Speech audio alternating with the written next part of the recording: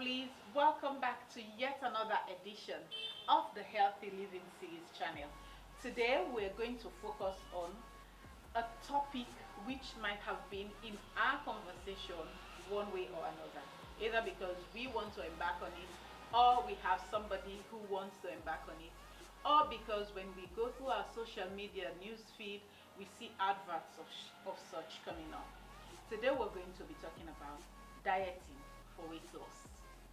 The world over is going crazy about dieting for weight loss, either because of health issues or just to improve our body image. Based on choices. But that is legit. Reason being, there are a lot of processed and junk food, and these come in handy with our busy lifestyle. And this same busy lifestyle also inhibits our regular exercises. So for this reason, it might either affect our health, or it might make us gain unhealthy weight. So folks, there is no true statement, or one of the truest statements I have heard. Let me not qualify it like that. One of the truest statements I have heard is that we are what we eat.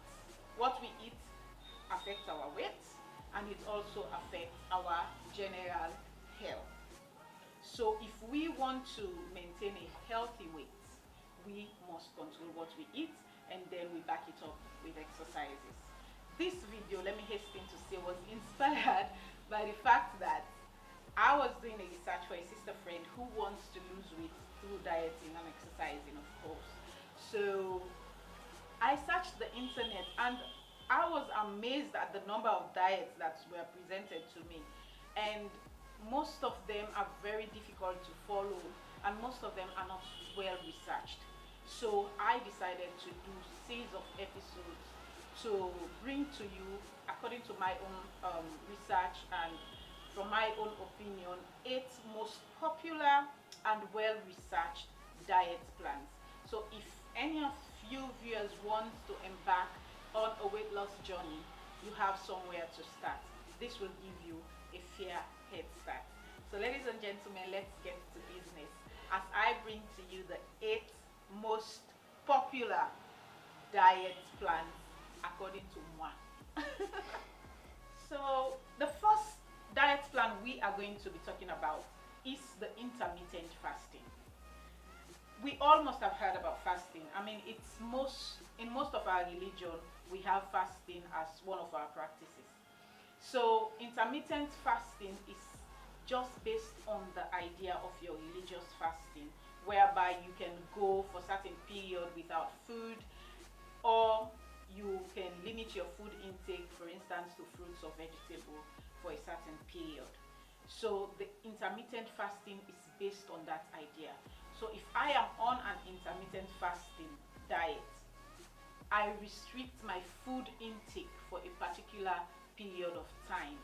So for a particular period of time, I stick to a meal schedule timing in order to reduce my calorie intake. There are various ways in which we can do intermittent fasting. There are various forms or various ways in which we can do this intermittent fasting. The first way we can use is the 16-8 method. In this method, you only have an 8-hour window to eat. The remaining 16 hours, you stay empty. You do not take any food.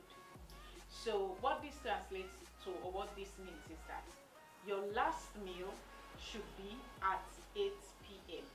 So after dinner or after 8 p.m., you should not eat anything again. And then the next day, in the morning, you have to skip breakfast and have your first meal at lunch. So first meal at 12, last meal at 8. So it's an 8-hour period. Your 8-hour window is closed. The next hour, the 9th hour, from the 9th hour you should not eat anything up to the 16th hour, and then you can eat again. So, but for some of us or some people find it very difficult to cope without anything for breakfast. So you can have 0 calorie beverages like water, coffee, or green tea maybe to sustain you during that period up until lunch. But there is a catch.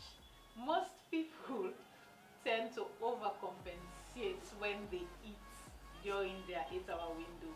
So you have to watch that. In as much as you have an 8 hour window to eat, do not overdo it. Otherwise, you will throw your whole effort in the drains. And also mind what you eat during those 8 hour periods. Avoid processed food, avoid junk food, and avoid foods with very, very high carbs. So the next way in which we can do the intermittent fasting is by using the 5 is to 2 method. So for this method, you can eat for 5 days, and then the extra 2 days of the week, you limit your calorie intake between 500 and 600. So like normally for a woman, you need about 2,000 calories a day, and for a man, you need about 2,500 calorie intake a day, all things being equal. This of course might change depending on your body type and depending on your activities, but the average calories per day is 2,000 for women and 2,500 for men. So with the 5 is to 2 method, the 5 days that you will choose in the week, you have to choose what is comfortable for you. You have to eat normally, and then the next 2 days to complete the week or to complete the 7 days, you restrict your calorie intake from 500, between 500 to 600. Easy, right? So another way in which we can do the intermittent fasting is by this method, the eat, stop, eat method. So this method is saying that you have to set aside 1 or 2 days a week to fast for 24 hours. So what does this mean? So for 24 hours, you do not eat any solid food.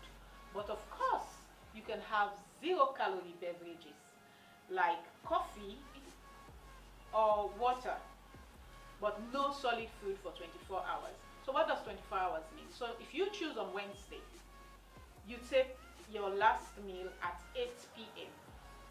You are not to eat until Thursday, 8 p.m.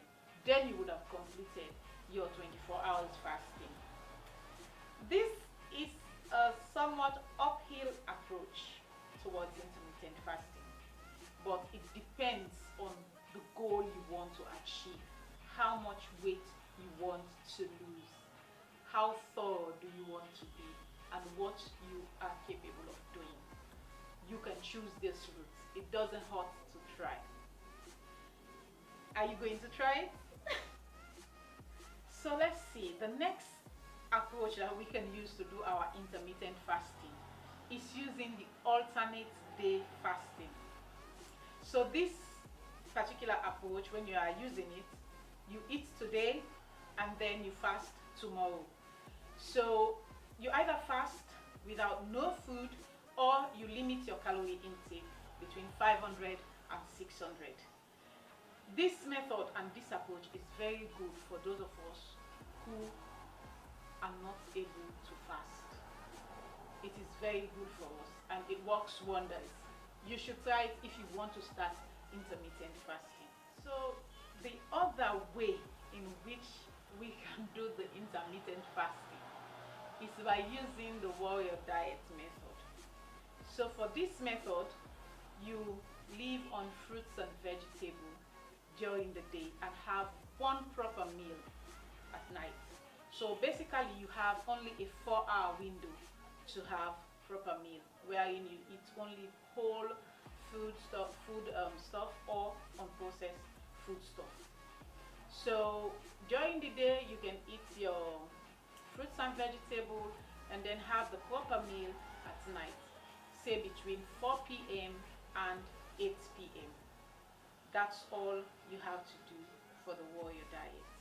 This method also works wonders. You see, there are a lot of variations that you can choose from if you want to do the intermittent fasting. So it's up to you, it's up to you. So as with anything, it has its advantages and its disadvantages.